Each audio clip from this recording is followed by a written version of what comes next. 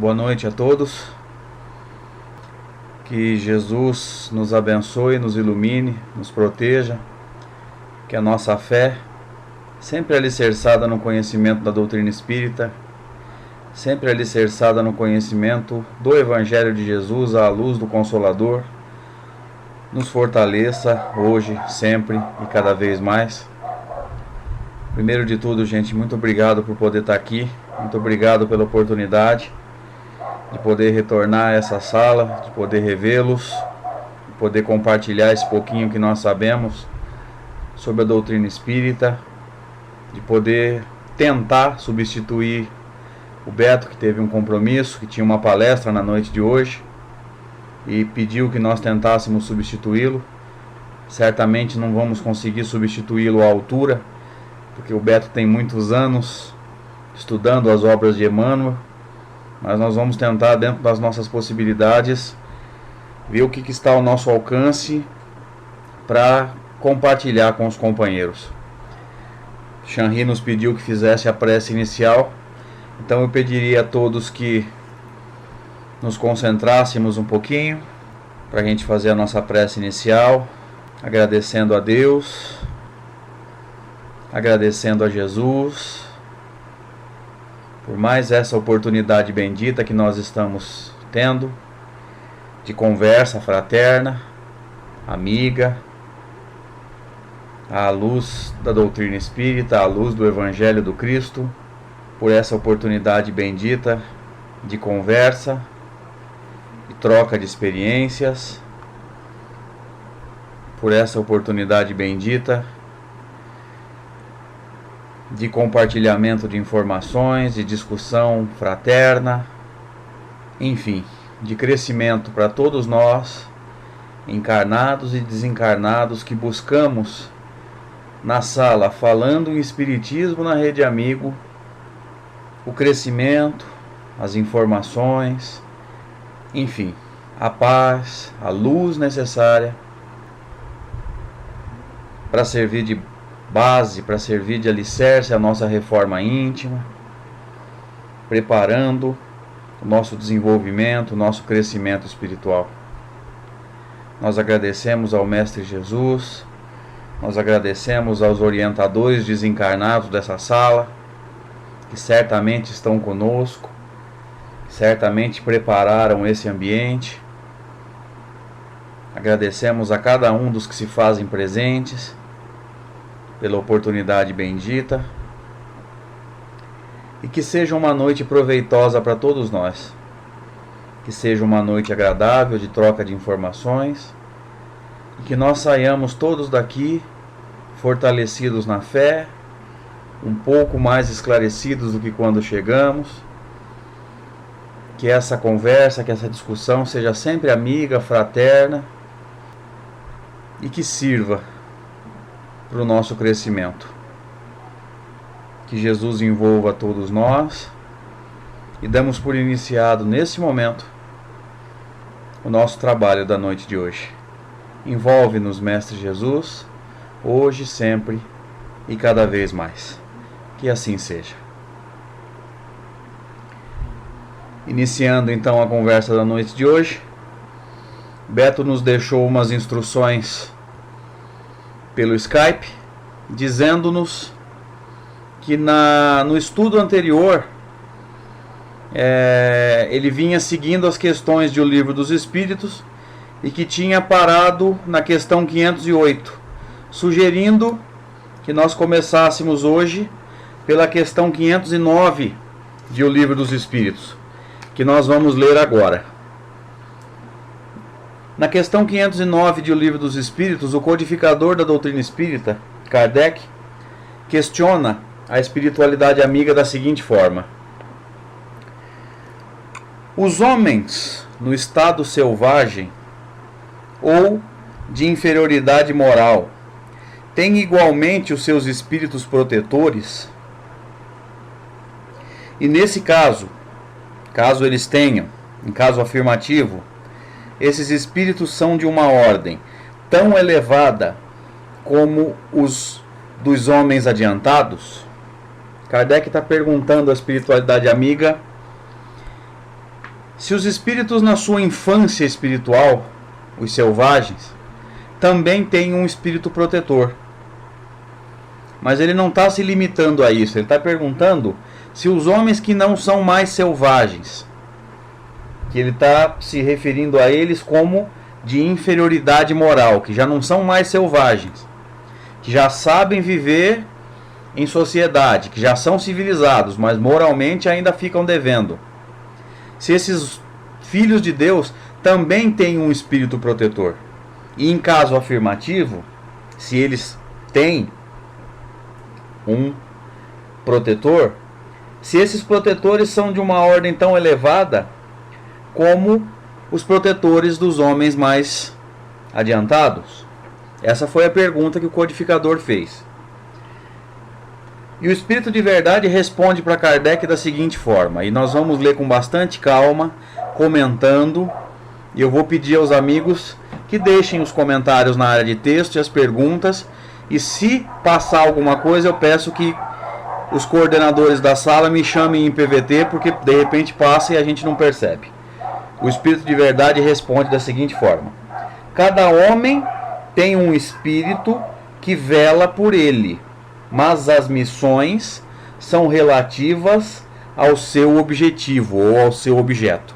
Então, todo filho de Deus, encarnado ou desencarnado na Terra, tem o seu protetor. Todos nós que estamos no planeta Terra temos alguém que vela por nós, do mais adiantado ao mais atrasado. Todos nós que estamos na Terra temos alguém velando por nós. Todos nós temos alguém responsável pela nossa encarnação. Embora nós saibamos que esse espírito responsável pela nossa encarnação, esse espírito protetor, ele não vai fazer o nosso trabalho. Nós já sabemos disso, temos certeza que o Beto discutiu isso nos estudos anteriores, mas todos nós, do mais adiantado ao mais atrasado, temos um orientador. Mas olha que interessante o final da frase, ó. Mas as missões são relativas ao seu objeto ou ao seu objetivo. Então nós não podemos pensar que um espírito selvagem ou alguém muito atrasado moralmente tem um orientador muito adiantado. Porque um orientador muito adiantado, orientando um espírito muito atrasado, nada teria a aprender com as situações pelas quais esse seu protegido, vamos dizer assim, passa.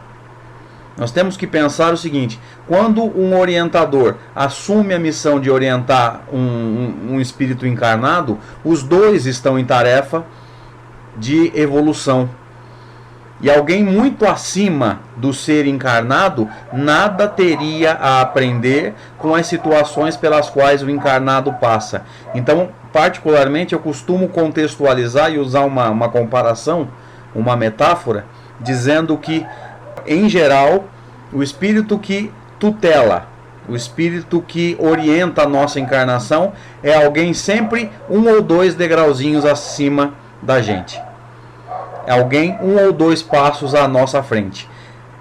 Porque senão ele não teria nada a aprender com as nossas situações. E se eles não tiverem nada para aprender com as nossas situações de vida, com as situações pelas quais nós passamos, a nossa encarnação seria inútil para eles. Seria tempo perdido para eles. E eles não nos ajudariam, eles estariam nos guiando. E nós, encarnados, perderíamos o nosso livre-arbítrio.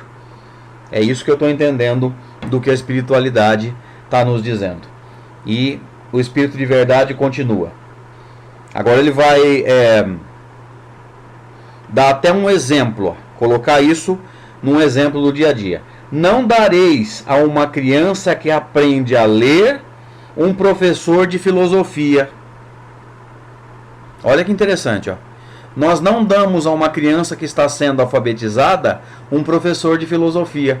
Então nós, que estamos aí galgando os primeiros degraus evolutivos, Nós que estamos ainda pensando e criando uma pauta de valores morais, que muitas vezes nem sabemos o que fazer em termos de moral, em termos do que é certo e o que é errado, o que está de acordo e o que não está de acordo com as leis de Deus, não podemos almejar um orientador tão elevado assim, porque senão ele nada teria a aprender com as situações pelas quais nós passamos, e a nossa encarnação seria uma enorme perda de tempo para eles.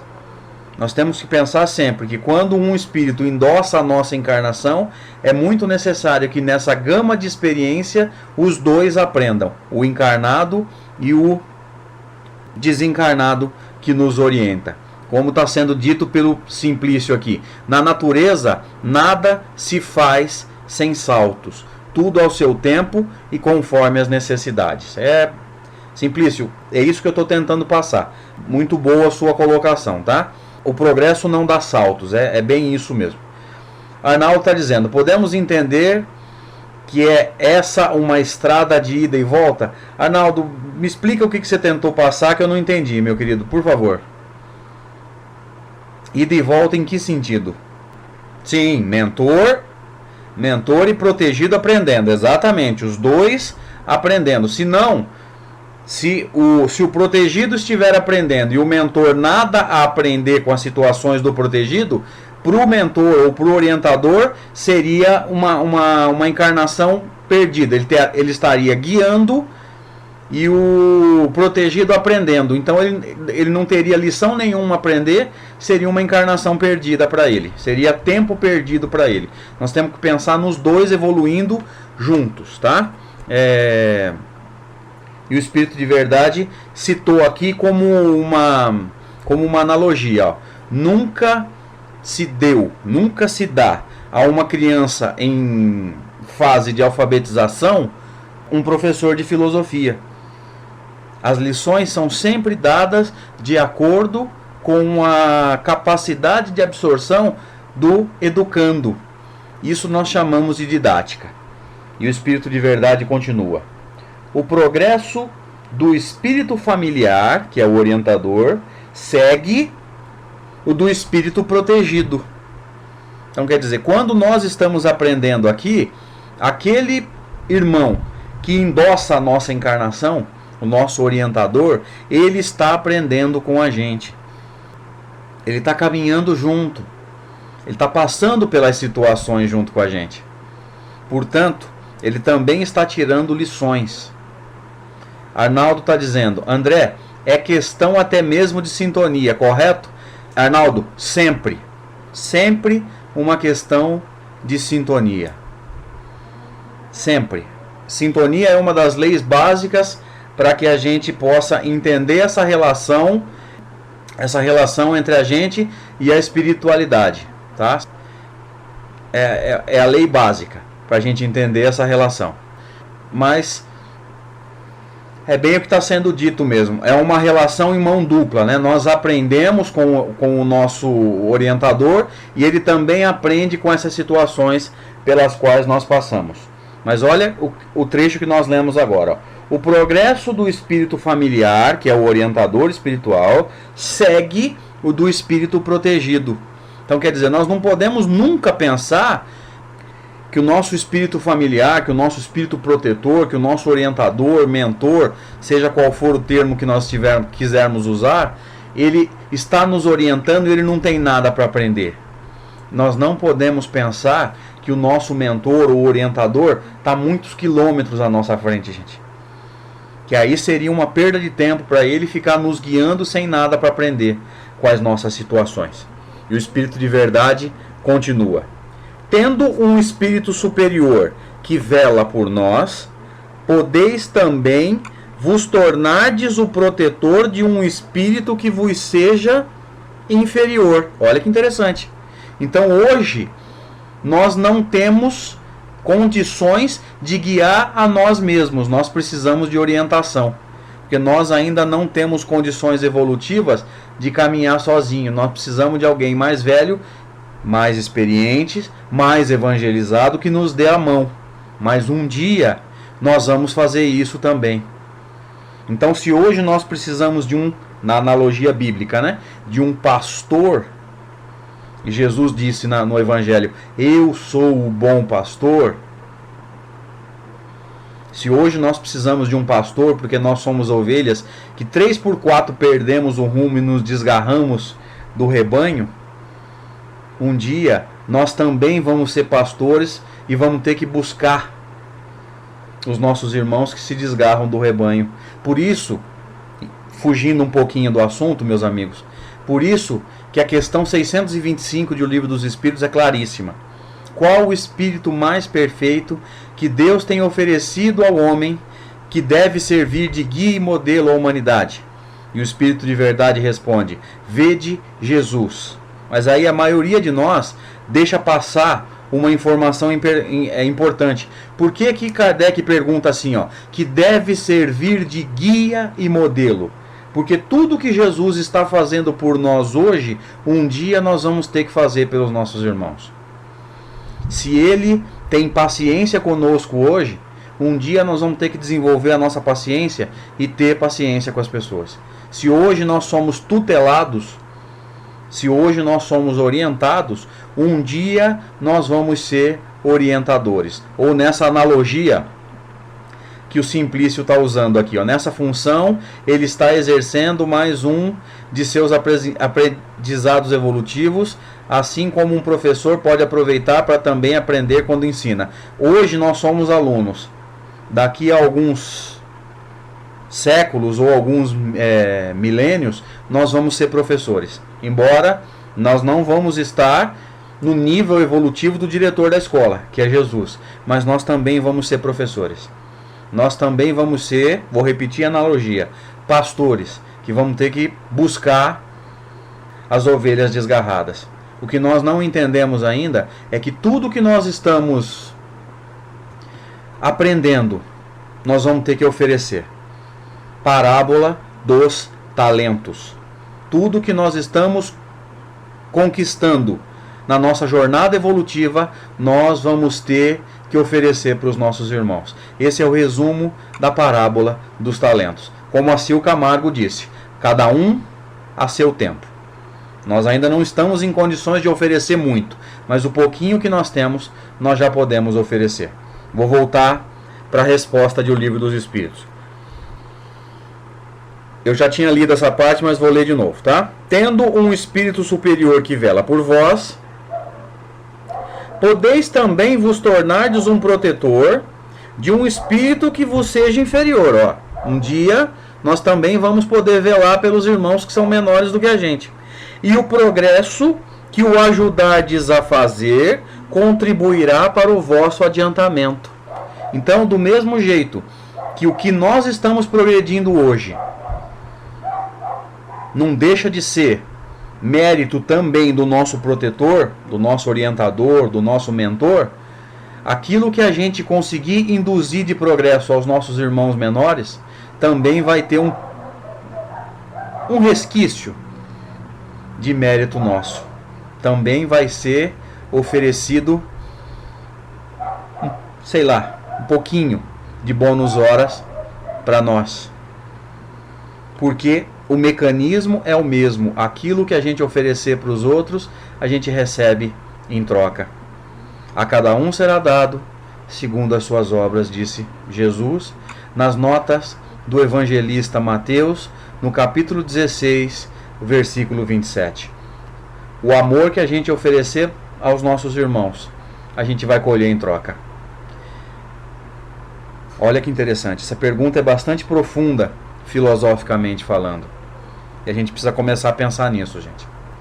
Se hoje nós somos orientados, se hoje nós ainda não temos condições de caminhar sozinhos, um dia nós vamos ter que orientar. Um dia nós vamos ter, segundo a interpretação da parábola das 10 virgens, um dia nós vamos ter luz própria e nós vamos ter que oferecer luz àqueles que não têm, do mesmo jeito que os nossos mentores estão oferecendo por nós hoje. E a espiritualidade continua aqui no Livro dos Espíritos. Deus não pede ao espírito mais do que aquilo que a sua natureza e o grau a que tem atingido possam comportar. É o final da resposta. Deus não pede ao Espírito mais do que aquilo que a sua natureza e o seu grau a que tem atingido possam comportar. Porque se Deus pedir a cada um de nós mais do que a gente pode oferecer, meus amigos, é tombo na certa. Deus não pediria a nenhum de nós mais do que a gente pode oferecer. Senão, é tombo garantido. Então Deus só vai pedir a cada um de nós aquilo que nós podemos oferecer. Vou jogar essa colocação feita pelo Espírito de Verdade na resposta da pergunta 509 de O Livro dos Espíritos para uma parábola de Jesus. Quando o Espírito de Verdade diz assim, ó: Deus não pede ao Espírito mais do que aquilo que a sua natureza e o grau a que tem atingido possam comportar, a gente consegue entender por que na parábola dos talentos, um servo recebeu 5 talentos, o outro recebeu 2, o outro recebeu 1. A cada um segundo a sua capacidade. Aquele servo que recebeu 5 talentos é porque ele tinha mais capacidade segundo o critério do Senhor que distribuiu os talentos. Aquele que recebeu 2 talentos tinha um pouco menos de capacidade. E aquele que recebeu 1 talento é o que tinha menos capacidade, tanto que não conseguiu trabalhar com os talentos. Olha que interessante como que a gente consegue pegar essa resposta e jogar para a parábola de Jesus. Parábola dos talentos, que está dentro do sermão profético. Passando então para a questão 510. Deixa eu fazer uma pergunta, meus amigos. Tudo ok até aqui? O som tá bom? Estou me fazendo compreender? Podemos continuar? Alguma pergunta? Ok. Passando então para a questão 510 de O Livro dos Espíritos. Quando o Pai que vela pelo Filho se reencarna, continua ainda a velar por ele? Olha que interessante a pergunta. Quando o Pai, desencarnado, vela pelo Filho que está encarnado, e o Pai precisa encarnar, ele continua velando pelo Filho? E o Espírito de Verdade responde: isso é mais difícil, mas ele pede, num momento de desprendimento, que nós conhecemos por desdobramento, que um espírito simpático o assista nessa missão.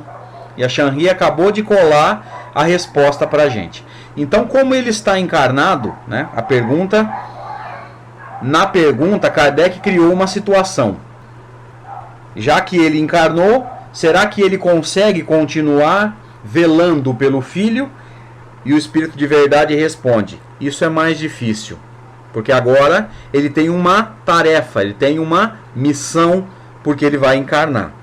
Mas ele pede, num momento de despreendimento, que nós conhecemos como desdobramento ou emancipação da alma, que um espírito simpático o assista nessa missão. Então, já que ele não pode velar pelo Filho, ele pede que alguém o faça.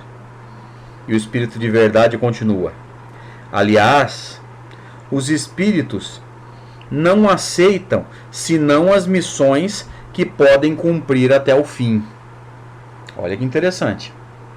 Então, já que os espíritos não aceitam missões que não podem cumprir,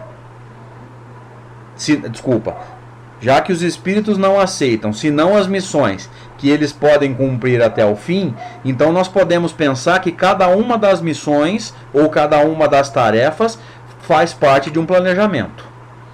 Nós não podemos pensar que as missões ou as tarefas são entregues assim, sem que haja um planejamento ou sem que haja alguém pensando para distribuir essas tarefas.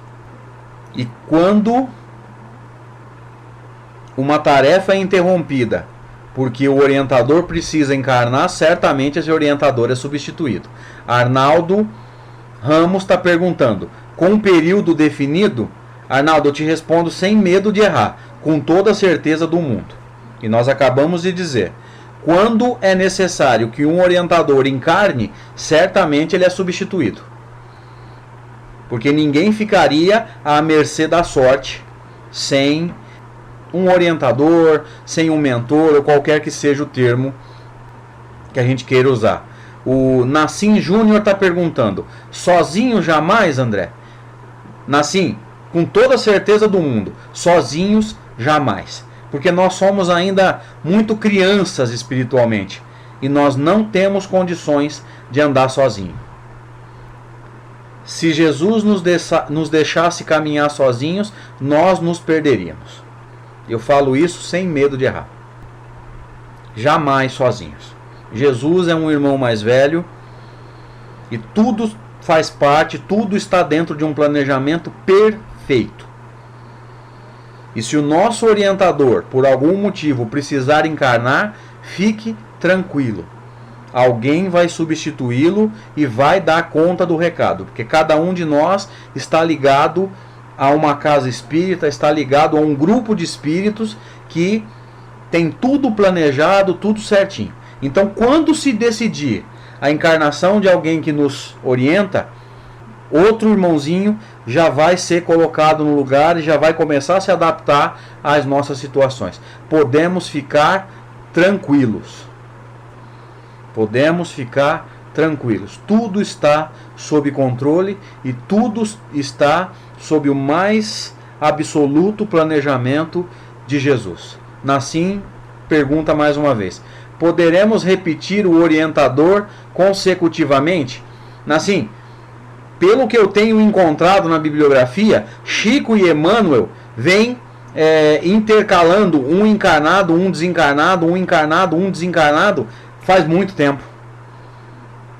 Pelo que eu tenho encontrado, isso vem acontecendo há bastante tempo. Aliás, o grupo deles, né, Chico, Emmanuel, Arnaldo Rocha, eles vêm reencarnando juntos há milênios. Então podemos sim, se tivermos mérito e se houver uma necessidade dentro desse planejamento que nós estamos falando a respeito, se houver necessidade, podemos repetir o orientador sim, sem dúvida alguma. Então, o Espírito de Verdade vem nos dizendo que quando esse pai ou o nosso orientador precisa encarnar, como ele tem uma tarefa como encarnado, fica difícil dele nos orientar, mas ele pede para alguém que o faça. Aliás, os espíritos não aceitam senão as missões que podem cumprir até o fim.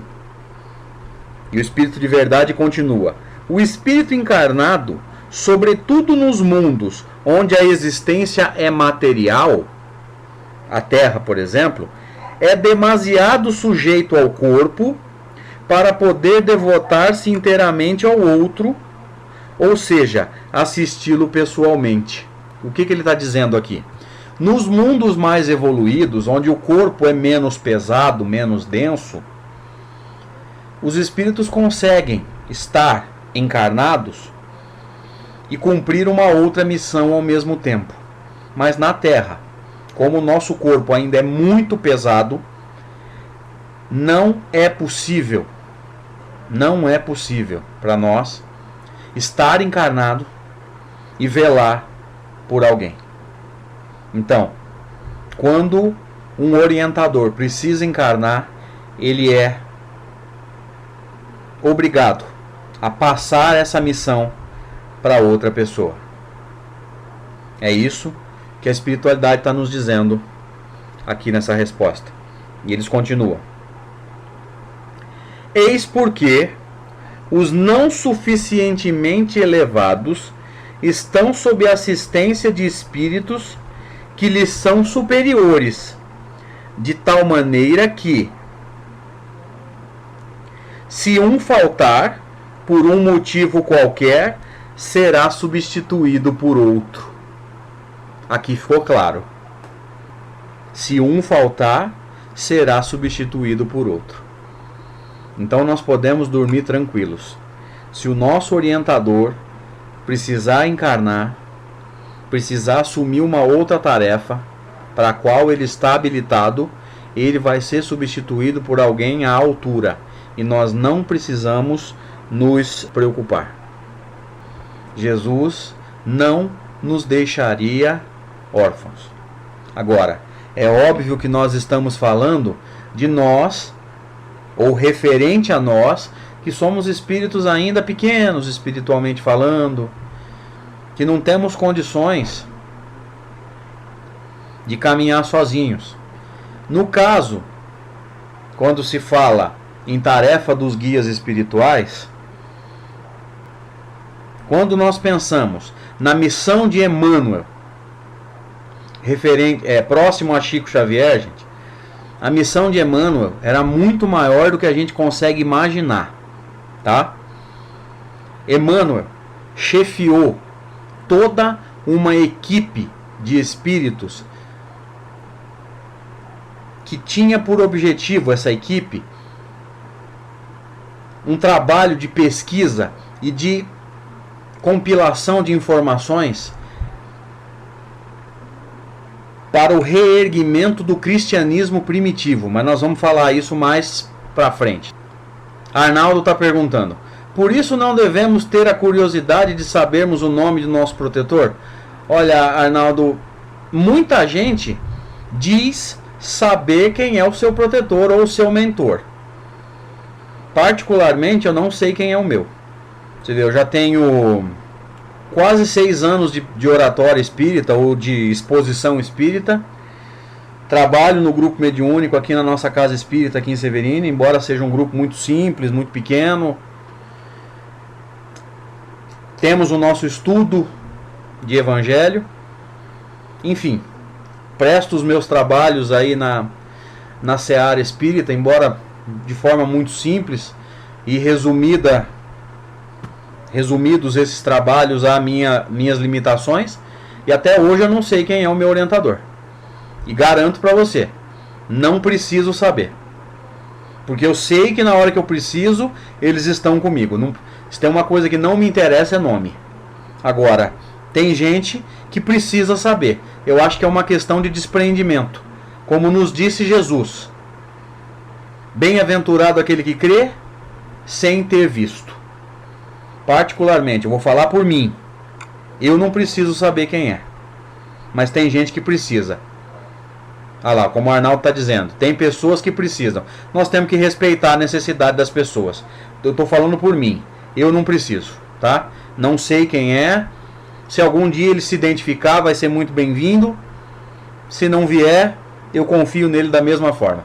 Deixa eu ver o que o meu amigo Said está dizendo aqui. André, o interessante é saber nomes ou a sua vibração quando precisamos. Na espiritualidade, existem nomes para todos os espíritos? Sabe, eu estava lendo sobre isso agora há pouco. Muitas vezes os espíritos assumem nomes que nós gostamos, mas que na verdade nem é o nome deles. Muitas vezes nós somos devotos. Quando católicos, nós éramos devotos de um santo, e eles vêm e se apresentam para a gente com aquele nome, para fortalecer a nossa fé. Mas ele não tem aquele nome. Tudo isso para fortalecer a nossa fé. É como eu estava conversando com o Arnaldo agora. É dentro da nossa necessidade. Se a gente é devoto de um santo, ele vem e se apresenta com aquele nome. E aí a gente se fortalece. É só isso. Não há nomes. Nome é o que menos interessa. Como a Sil Camargo está dizendo. Para ajudar. Para fortalecer a nossa fé. Como nós sabemos e como deve estar sendo, certamente está sendo discutido na sala da terça-feira à tarde, quando se fala de mediunidade, a linguagem do espírito é do pensamento. Não tem palavras articuladas. E não tendo palavras articuladas, não precisa de nomes, não precisa desses detalhes que nós encarnados precisamos. Então não tem nome. E muitas vezes eles usam um nome que nos é agradável para fortalecer a nossa fé. Tá? A nossa fé. Aquilo que nos agrada. Apenas para nos fortalecer. Só isso. O Will está dizendo, se não há nomes, como identificar a individualidade? São mecanismos que nós não conseguimos entender ainda, Will. No plano espiritual, nem a linguagem é articulada, eles transmitem pensamento. Nós, encarnados, é que precisamos articular palavras. As individualidades existem, mas eles conseguem identificar sem nome. Isso para nós, encarnados, inferiores, é abstração. Nós não conseguimos entender esse mecanismo ainda. É bastante difícil entender isso ainda, tá? Sugiro que nós nos apeguemos àquilo que nós conseguimos entender e àquilo que faz realmente diferença no nosso dia a dia. Vamos nos apegar àquilo que vai mudar a nossa conduta. Vamos nos apegar àquilo que vai fazer de nós pessoas melhores. Vamos nos apegar ao Evangelho, vamos nos apegar à nossa moral, vamos nos apegar à nossa reforma íntima.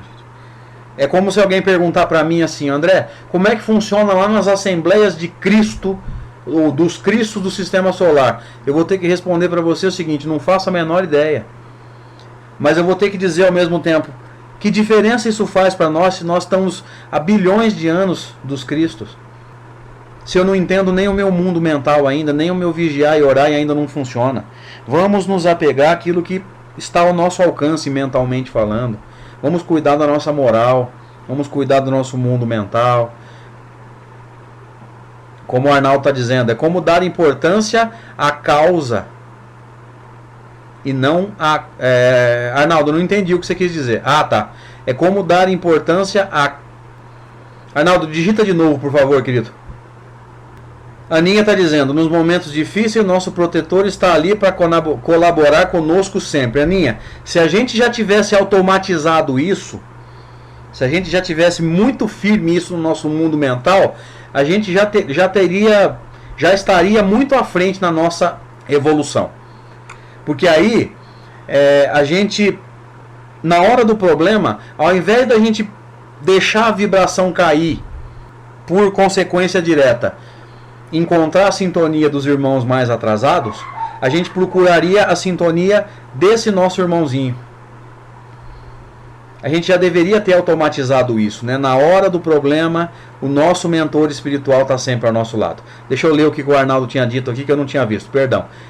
Como dar importância à causa e não à casa. Ah, agora eu entendi. Então vamos lá, voltando aqui.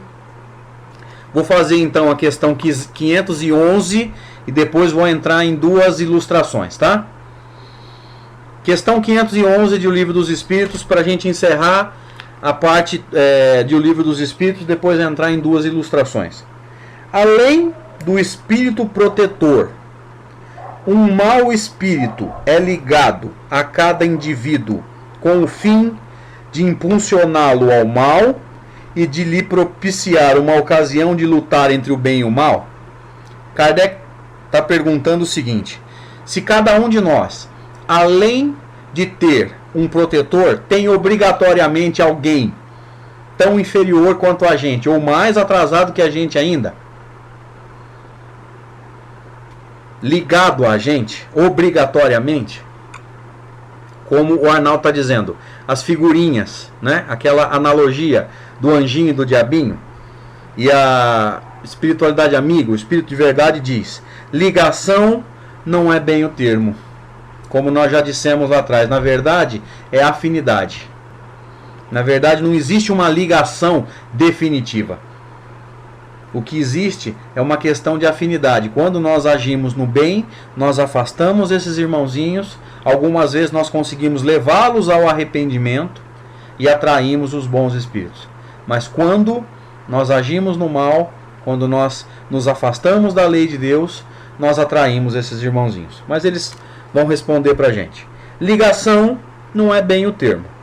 É bem verdade que os maus espíritos procuram desviar o homem do bom caminho quando encontram ocasião. Então quer dizer, aqui já cabe um comentário.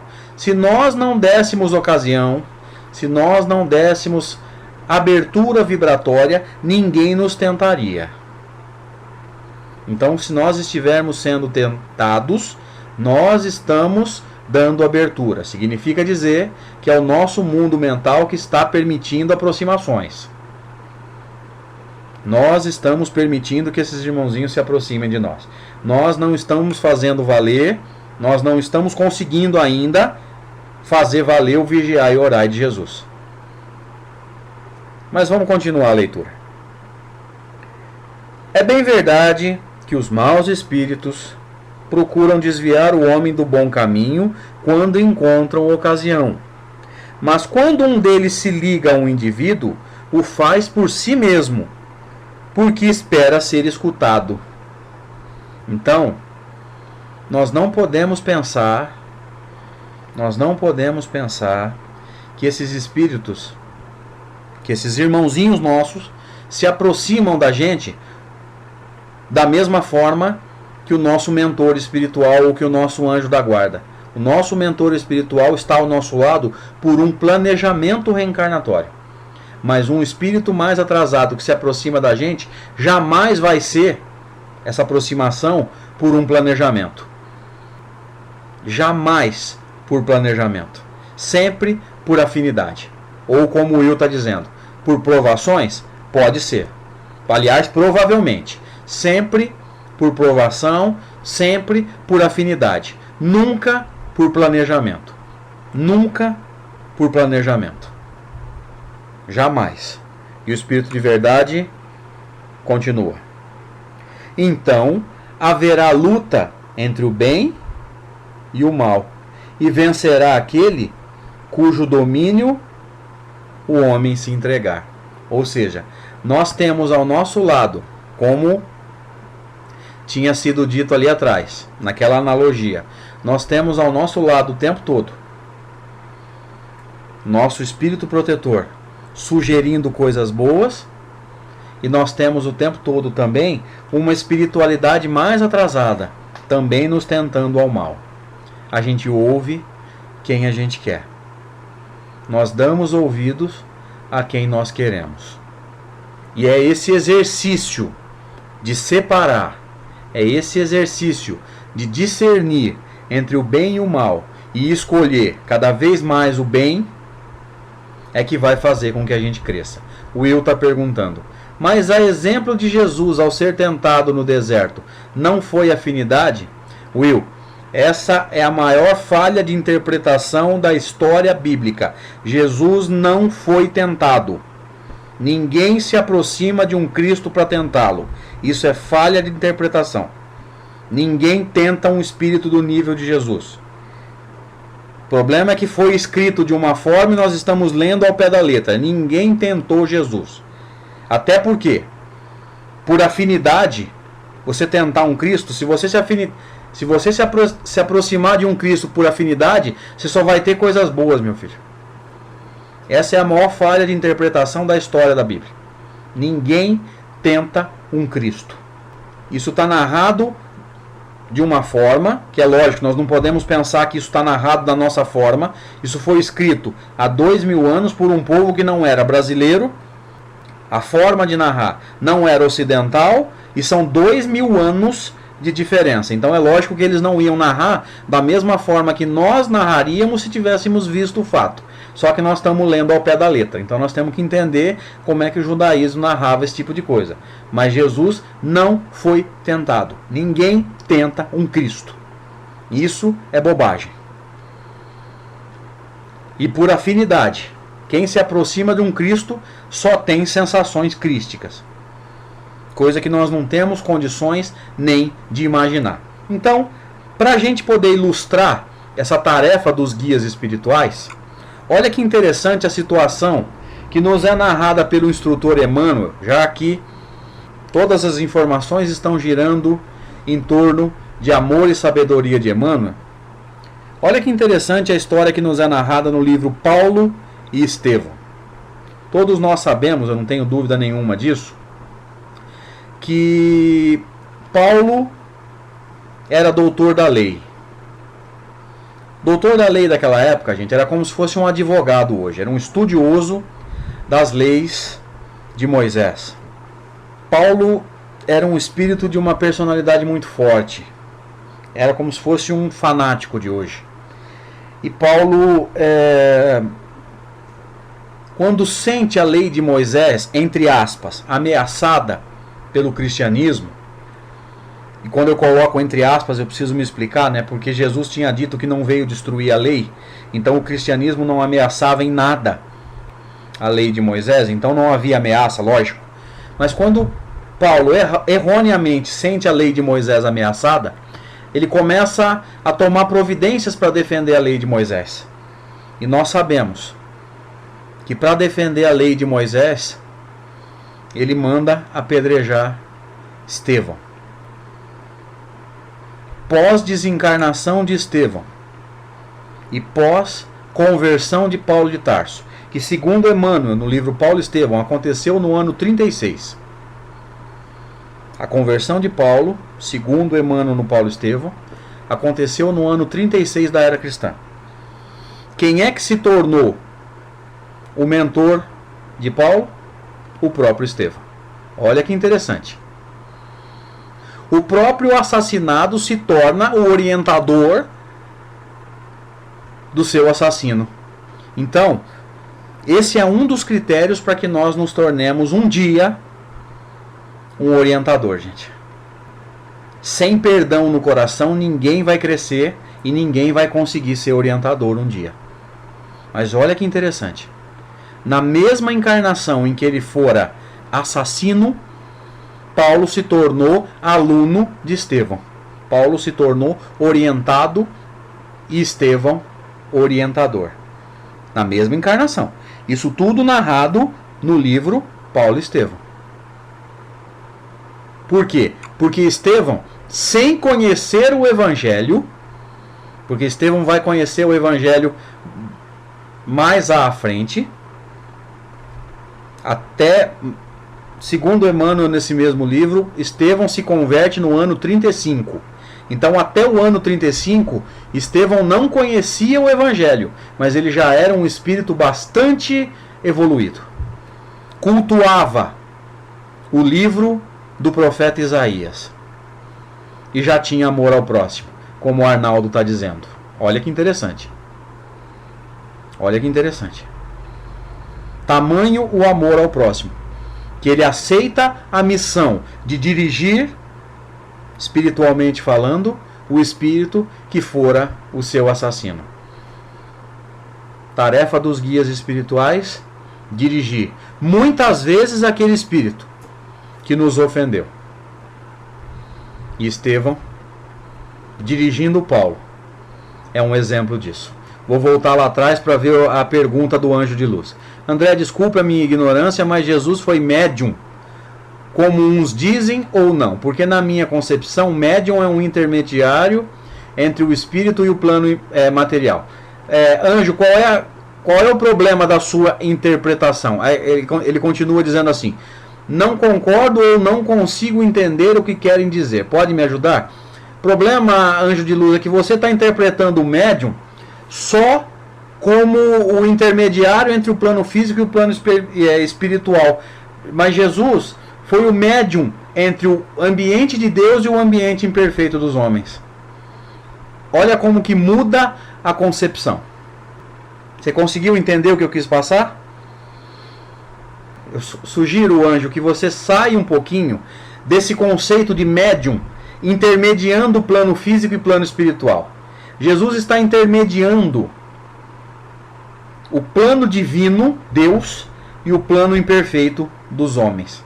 Por isso que ele fala assim, ó: eu sou a porta, quem entrar por mim encontrará pastagem. Então pensa numa porta permitindo que os homens entrem e saiam, conforme eles forem evoluindo, de um ambiente divino para um ambiente imperfeito. Deu para entender agora, anjo de luz? É médium nesse sentido, tá? Médium no sentido de intermediar o Pai. Por isso que Kardec fala, Jesus era o médium de Deus, era o representante de Deus entre os homens. É nesse sentido, tá? É o representante de Deus entre nós. E se você fizer um estudo um pouco mais profundo, dá uma olhada no portal Ser, www.portalser.org. no podcast número 19 deles, que vai fazer um resumo da carta de Paulo aos Hebreus, a irmã Aila, que é uma freira, teóloga, com doutorado na carta de Paulo aos Hebreus, ela vai dizer que o resumo da carta de Paulo aos Hebreus é tentar dizer que o sumo sacerdócio humano é uma cópia imperfeita do sumo sacerdócio divino. E Jesus é o sumo sacerdote de Deus. Porque sumo sacerdote quer dizer o quê? É alguém que tem acesso ao plano dos homens, mas tem acesso a Deus. Então o sumo sacerdócio divino é o de Jesus. O nosso é um sumo sacerdócio imperfeito. Gente, tudo bem até aqui para eu poder entrar na segunda e última ilustração aqui, para a gente caminhar para o final? Posso continuar? Alguma pergunta? Tudo certo? Tudo claro até aqui? Posso continuar? Então vamos lá. Para a gente encerrar, o Ian vai fazer uma pergunta aqui. Vamos lá, pode digitar. Será que o nosso sumo sacerdote pode ter sido escolhido por Deus? Ian, você está falando de Jesus? Você está falando do Papa Católico? É isso, Ian? Tá. Olha, por aquilo que vem acontecendo, pelas coisas que ele tem dito, pela humildade que ele tem demonstrado, eu diria que há um planejamento, e eu diria que esse Papa vai fazer uma aproximação entre as religiões. Eu vejo com muito bons olhos o governo, vamos dizer assim, eu não estou achando a palavra correta, eu vejo com muito bons olhos a participação dele, vamos dizer assim, à frente da Igreja Católica. Eu vejo como um planejamento. Não nos esqueçamos também que ele assumiu a Igreja Católica num momento em que nós entramos na quarta divisão, vamos dizer assim, no quarto, na última parte da transição. Em uma transição de 200 anos, gente, se nós dividirmos ela em 4 partes de 50 anos, ele está assumindo a Igreja Católica já no último pedacinho de 50 anos. Então eu tenho, do fundo do meu coração, a impressão que isso faz parte de um planejamento. Então eu vejo isso com muito bons olhos, tá? E as coisas que ele fez, as coisas que ele tem dito, me fazem acreditar que as coisas vão caminhar para uma aproximação de todas as religiões. E daqui a pouco tempo, não sei dizer quantos anos, décadas, mas nós vamos estar falando a mesma língua, vamos estar todo mundo girando em torno do Evangelho. Tomara que eu não esteja sendo otimista demais, mas eu tenho certeza que o Evangelho vai falar mais alto e, enfim, nós vamos girar em torno desse Evangelho verdadeiro. Deus vai nos abençoar. Então vamos lá, gente. Para a gente encerrar, no livro Plantão de Respostas, subtítulo Pinga Fogo número 2, que é uma coletânea de perguntas, de algumas perguntas feitas a Chico Xavier no Pinga Fogo, no ano 71. Todos nós sabemos que o Chico participou 2 vezes do Pinga Fogo em 71. Tem os DVDs aí para quem quiser assistir. No YouTube tem algumas perguntas soltas para quem quiser assistir. Algumas dessas perguntas foram catalogadas nesse livro que eu estou citando para vocês. Plantão de Respostas, subtítulo Pinga Fogo número 2, editado pela Federação Espírita Brasileira. Eu vou ler para vocês e nós vamos discutir assim bem resumidamente o prefácio de Emmanuel. O prefácio de Emmanuel. Para a gente entender, ainda que de forma resumida, a tarefa de Emmanuel nessa participação de Chico Xavier no Pinga Fogo. Tem algumas informações aqui interessantes. Então Emmanuel diz assim, ó: amigo leitor, em dezembro de 71, amigos convidaram-nos para um encontro em público na capital de São Paulo e, Já que se tratava de iniciativa beneficente, não havia razão para omitirmos. Então, quando Chico foi convidado a participar do Pinga Fogo, Emmanuel não deixou Chico na mão.